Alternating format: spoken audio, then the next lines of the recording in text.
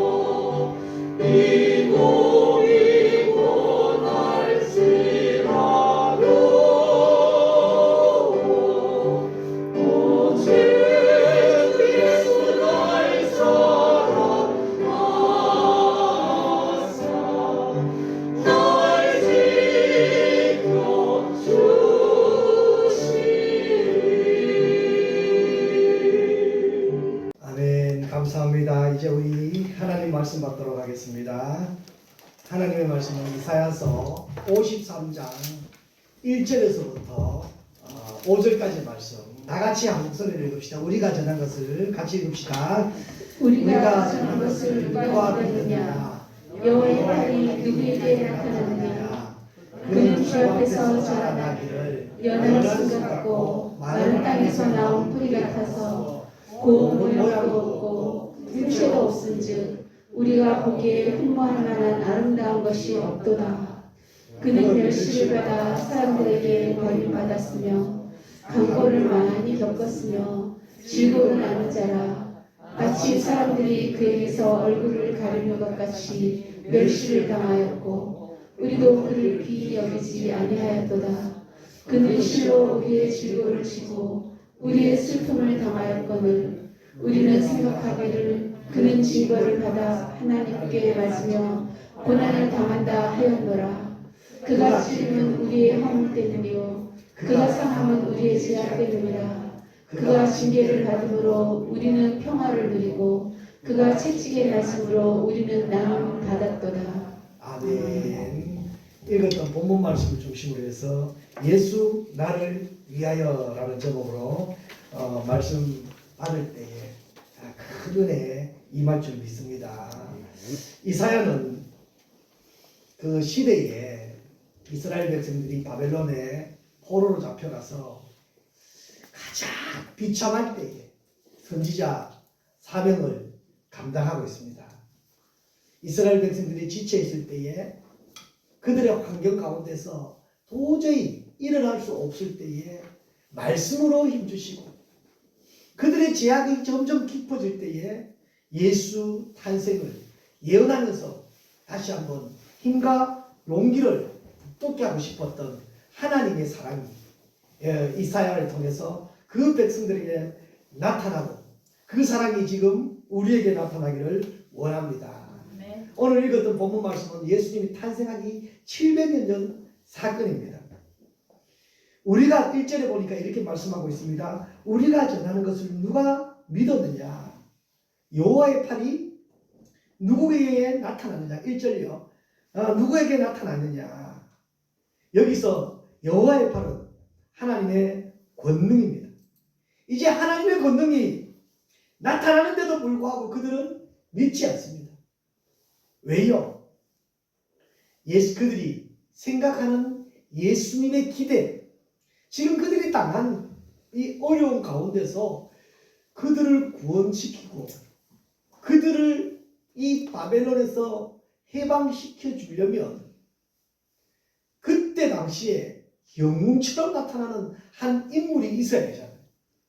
그때 당시에 그들이 기대하는 기대치에 사람이 나타난다고 말을 해야 되잖아요. 분명히 지금 예수님 오십니다. 예수님이 우리의 죄악을 책임지시고 우리를 구원하시기 위하여 예수님이 오십니다. 외쳐도 그들이 믿지 않습니다. 700년 후에 진짜 예수님이 오셨어요. 사람들이 믿었습니까? 왜 안 믿었을까? 그들의 기대와 정반대의 모습으로 그들이 우리가 영웅이 되려면 탄생부터 전설적인 모습이 있어야죠. 우리를 구원하시기 위하여 예수님이 이 땅에 오신다고 외쳤지만 그들이 믿지 않는 이유는 그들이 기대하고 있는 예수님의 상에서 정반대의 모습이기 때문에 그들은 믿지 않습니다. 예수님이 이 땅에 오신 그 모습을 한번 보십시다. 2절입니다. 2절 우리 다시 한번 더 읽어볼까요? 그는 주 앞에서 자라나기를 연한 순 같고 마른 땅에서 나온 뿌리 같아서 고운 모양도 없고 풍채도 없은즉 우리가 보기에 흠모할 만한 아름다운 것이 없도다. 예수님이 이 땅에 오신 모습은요, 연한 순 같고 마른 땅에서 고운 모양도 없고 풍채도 없는 이런 모습이죠. 이것은 뭐냐면 하나님의 사랑이거든요. 하나님이 예수님을 낮고 낮은 모습으로 이 땅에 보내주셨거든요. 예수님이 태어날 때 어디서 태어나셨어요? 마구간을 빌렸어. 왜? 이보다 더 비참할 수 없거든요. 이보다 더 낮아질 수 없거든요. 그런데 사람들은 그것을 비웃습니다. 볼품 없다고 비웃습니다. 우리의 기대에서 어긋난다고 비웃습니다. 연한 순 같다고 보셔요. 끌려가는 예수님의 모습 보셔요. 그래서 그들은 믿을 수 없다는 것입니다. 마른 땅이라고 이야기합니다. 이 척박한 시대의 환경 아니겠어요? 지금 이사야 시대나 예수님이 오셨을 그 시대나 우리가 살아가는 이 시대나 시대적, 사회적 환경은 그만 다를 것 없습니다. 지학이 시대를 이끌어 나가고 요즘 같으면 여론이 시대를 이끌어 나가고 저 큰 바벨론이여 그 큰 바벨론이 시대를 이끌어 나가는 척박한 시대에 한결같은 마음으로 예수님은요 우리를 위해서 우리를 사랑하는 그 마음은 한결같습니다. 그 비집고 들어올 틈이 없었어요. 척박한 땅, 마른 땅이라는 그 시대적 상황을 이야기하고 있습니다. 그 연한 그 순이 척박한 땅에서 그 환경 속에서 사랑을 표현하고 사랑을 실천하고 사랑하는 모습, 누구의 모습이에요? 예수님의 모습입니다. 누구를 사랑하는 모습이에요? 나를 사랑하는 모습. 그 모습을 그렇게 예언하고 있습니다. 그뿐만 아닙니까? 아닙니다. 3절에 보니까요. 3절에 이렇게 말씀합니다.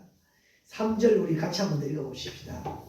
그는 멸시를 받아 사람들에게 버림을 받았으며 강고를 많이 겪었으며 질고를 아는 자라. 마치 사람들이 그에게서 얼굴을 가리는 것 같이 멸시를 당하였고 우리도 그를 귀히 여기지 아니하였도다. 예언하셨던 이 말씀이나 예수님이 오셨던 그때 상황이나 예수님이 승천하시고 우리가 믿음을 가지고 있는 이 시대적 상황이나 여전히 우리 예수님은 인기가 없습니다. 사람들에게 버림을 당합니다. 외면을 당합니다. 많은 사람들이 이득을 보기 위해서 예수님 따라다니면서 그 주옥 같은 천국 말씀을 들으면서 아멘 아멘 예수님이 지나가는 길목에서 중풍병 환자들 평생 걸어보지 못했던 그 환자들 자리에서 일어날 때는 환호하였지만 연한 손이 되어서 끌려갈 때에 하나같이 저주를 하며 버림받았습니다. 우리 예수님은 가운데서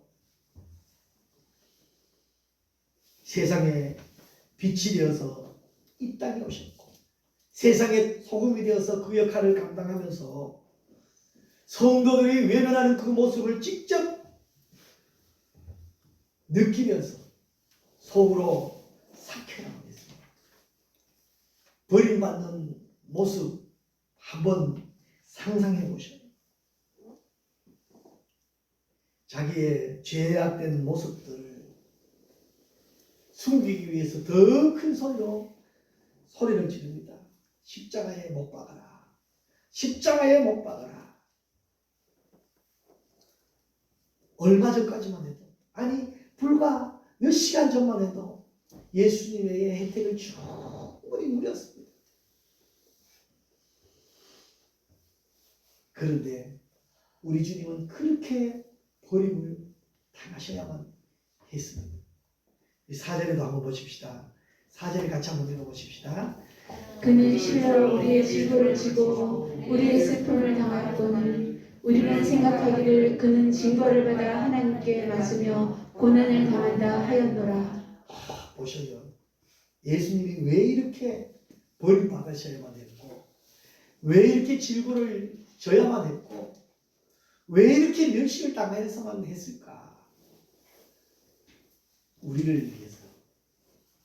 그런데 우리는 생각하기를 어떻게 해요? 당연하다고 생각합니다.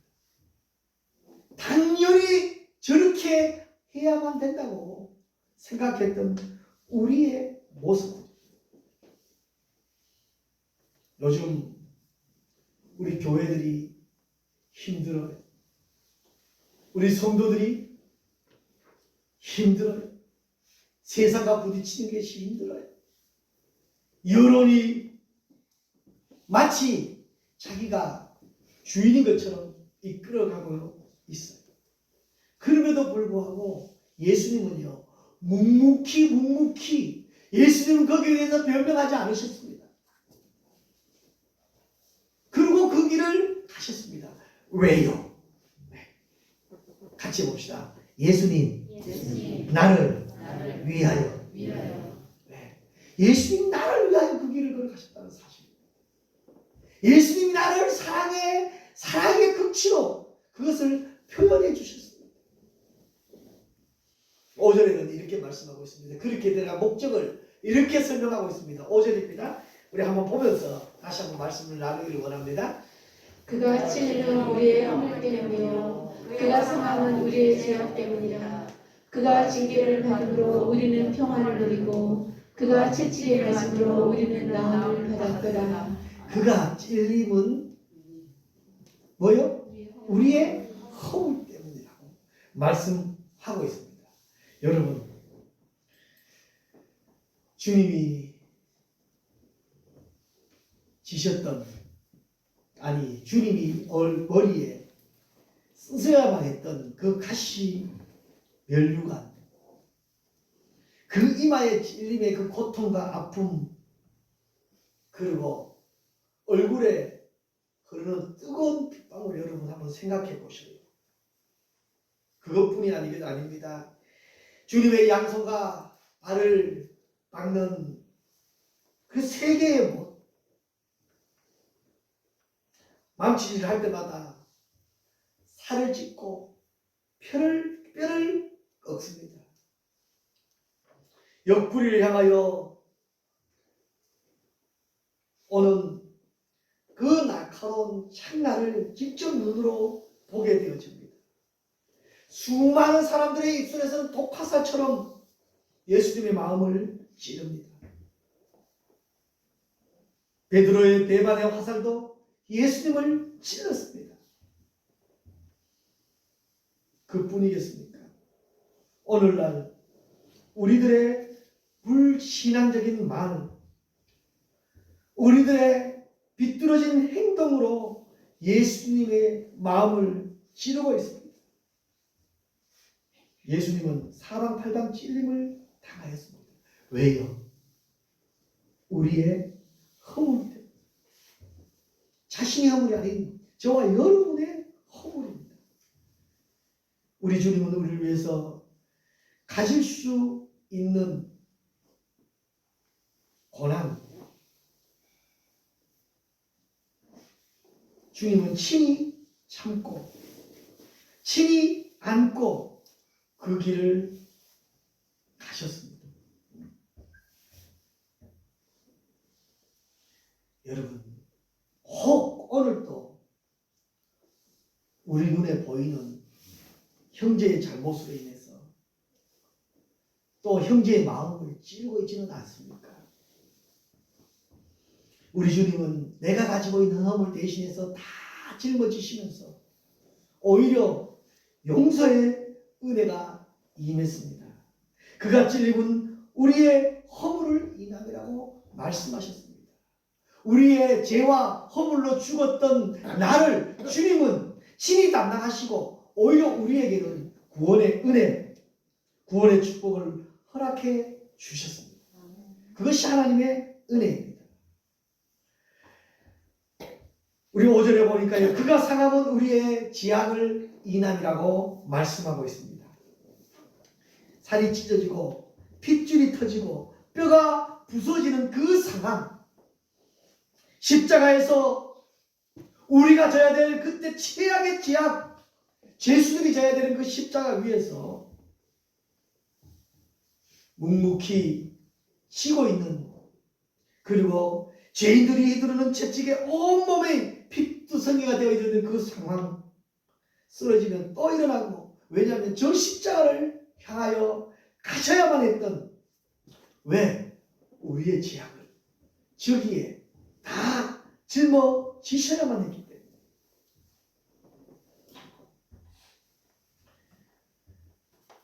군중들은 모릅니다. 자기가 들고 있는 채찍이 권력인 양 휘두르면서 무자기하게 있는 휘두르면서 그의 살점을 찢습니다. 우리의 무지가 우리 형제의 마음을 또 찢고 있지는 않은지, 우리 불순종의 죄, 미움의 죄, 탐욕의 죄가 이 세상의 정욕이 예수님의 마음을, 예수님의 살을 또 찢고 있지는 않은지, 더 놀라운 것은요, 그 고통 속에서 주님은요 한마디 변명 없으셨던 것입니다. 우리들은 어떻게 생각했어요? 주님이 당하는 저고라는 주님 잘못으로 인하여 하나님을 모욕한 죄로 인해서 마땅히 죽어야 될 것이라고 생각하고 더 핏대를 세워 저들을 향하여 소리를 질렀지만, 우리 주님은요 정작 그 일을 담당하기 위해서 한마디 변명하지 않으셨습니다. 오히려 마지막 최선을 다해서 하신 기도가 뭐예요? 아버지여, 저들의 죄를 용서하여 주옵소서. 이것이 예수님 우리를 향한 사랑입니다. 그리고 오전에 보니까요, 그가 징계를 받음으로 이제 우리에게 주어지는 은혜입니다. 우리가 어떻게 해요? 우리가 평화를 누리고, 그가 예수님이 당하셨던 그 징계로 말미암아 예수 믿는 우리에게 누리는 혜택은 바로 평안입니다. 혹 세상 일 때문에, 육신의 고통 때문에, 사람들과의 관계 때문에 아직도 마음이 초조하고 불안해하고 고통스러운 사람들이 있습니까? 예수 믿으면서도 한 마음에 그 고통을 가지고 있는 사람이 있습니까? 주님께 내어놓으십시다. 주님은 우리에게 약속하셨습니다. 평안을 약속하셨습니다. 이 평안을 누리는 것이 은혜입니다. 우리는 원래 하나님과 원수가 되었어요. 아담이 에덴 동산에서 불순종으로 인하여 하나님과의 관계가 끊어졌어요. 영적으로 죽은 인생입니다. 다시는 아버지를 아버지라고 부를 수 없는 인생이 되었습니다. 죄악으로 죽을 수밖에 없는 인생입니다. 그러나 하나님은 끝까지 우리를 찾아오셔서 그 사랑을 표현해 주셨습니다.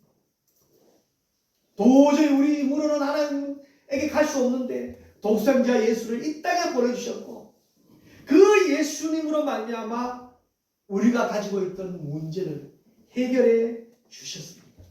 자신이 제물이 되었습니다. 다시 자신이 대신 죽어주셨습니다. 다시 자신이 대신 십자가를 지셨습니다. 하나님과 우리와의 관계를 회복시켜 주셨습니다. 그리고 우리에게는 어떤 마음을 주셔요? 평화의 마음을 주셨습니다. 그래서 우리가 누릴 수 있는 게 뭐예요? 평안입니다. 그래서 우리가 고백할 수 있는 것이 행복입니다. 무엇 때문에? 같이 해봅시다. 예수님 사랑 때문에, 행복합니다.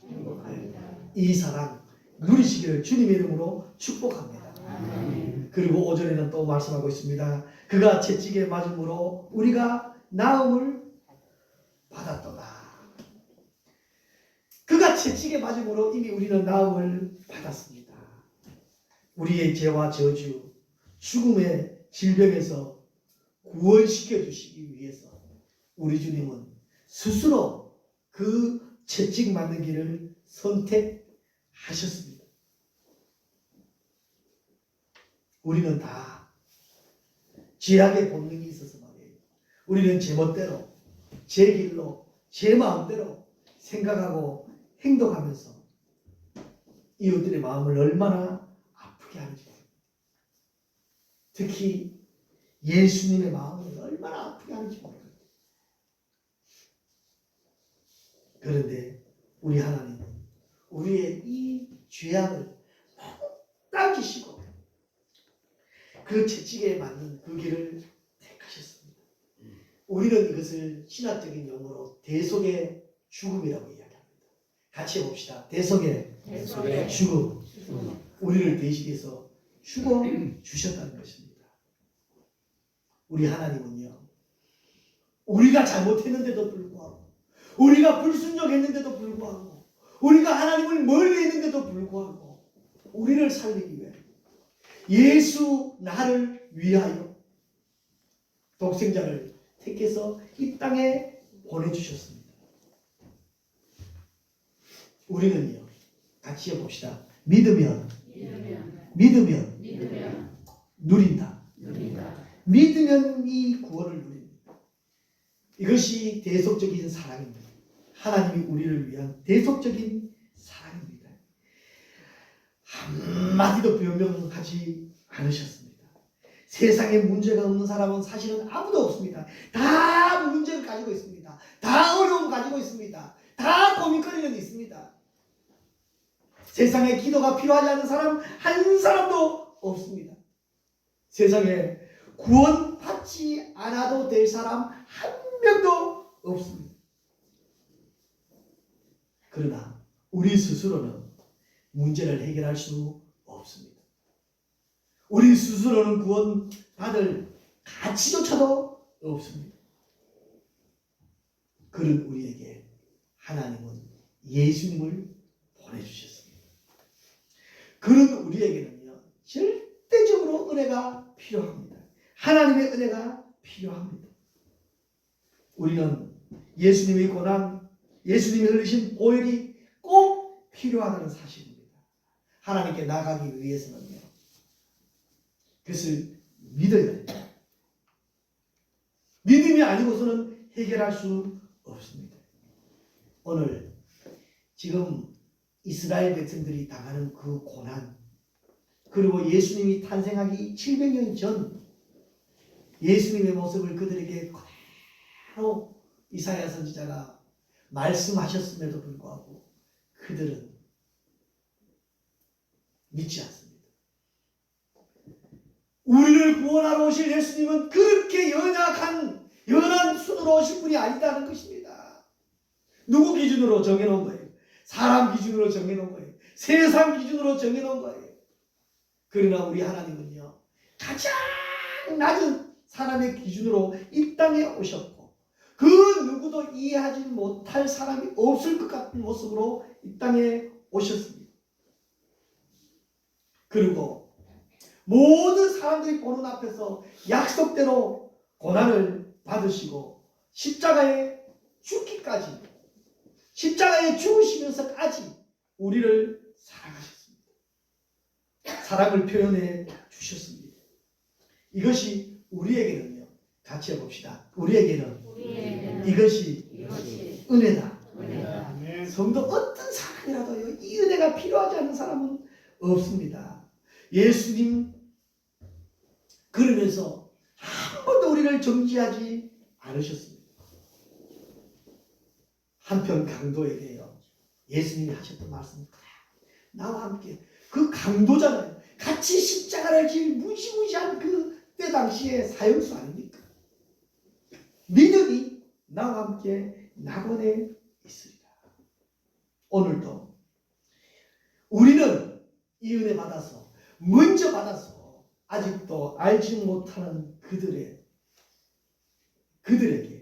예수님 사랑 실천하는 저와 여러분 되시기를 주님의 이름으로 축복합니다. 죄와 허물로 죽었던 예수님의 그 사랑 받았다면 이제 우리 지체들의 죄와 지체들의 허물 내가 덮어주십시다. 예수님 참을 수 없는 모욕과 소노를 다 당하시면서 한마디도 입을 열지 않으셨습니다. 나의 허물, 나의 죄 용서해 주셨습니다. 우리들은요, 그 사랑 받고요, 우리 형제들을 얼마나 사랑했습니까? 오늘도 우리 입에서, 우리 눈에서, 우리 목적과 우리 생각과 다르다고 해서 형제의 마음을 찌르고 있지는 않습니까? 예수님이 찔리신 가시와 대못은 우리 자신이 져야 돼. 우리 자신이 찔려야 될 허물의 죄입니다. 아직도 깨닫지 못하고 아직도 믿지 못하고 내 정보, 내 지식 가지고 형제를 찌르고 있다면 이 시간 말씀 잡고 회개하시고요. 이제 사랑으로 접근하시기 바랍니다. 예수님은 나를 사랑하기 위하여 오래 참으셨습니다. 그래도 생각해보면 지금이 가장 적기입니다. 그래도 지금 예수 믿기 가장 좋을 때입니다. 아직도 알지 못하는 저들에게 내가 받은 이 은혜를 전하기 위해서는 저들의 허물을 덮어줘. 저들을 사랑하고 저들을 가슴에 품어서 내가 먼저 용서하고 내가 먼저 베풀므로 하나님께 영광 돌리는 예수님의 향기 나타내는 우리 믿음의 귀한 형제들 되시기를 주님의 이름으로 축복합니다. 이제는 우리 주 예수 그리스도의 은혜와 하나님 아버지의 크고 놀라우신 사랑과 성령님의 감화 감동 위로 교통 충만하신 은혜가 예수 나를 위하여 십자가를 지심에 그 사랑을 깨닫고 그 사랑을 누리며 살아가기를 다짐하는 사랑하는 성도들 머리 위에와 가정 위에와 손으로 하는 모든 일들 위에 이제로부터 영원토록 함께 있을지어다. 아멘.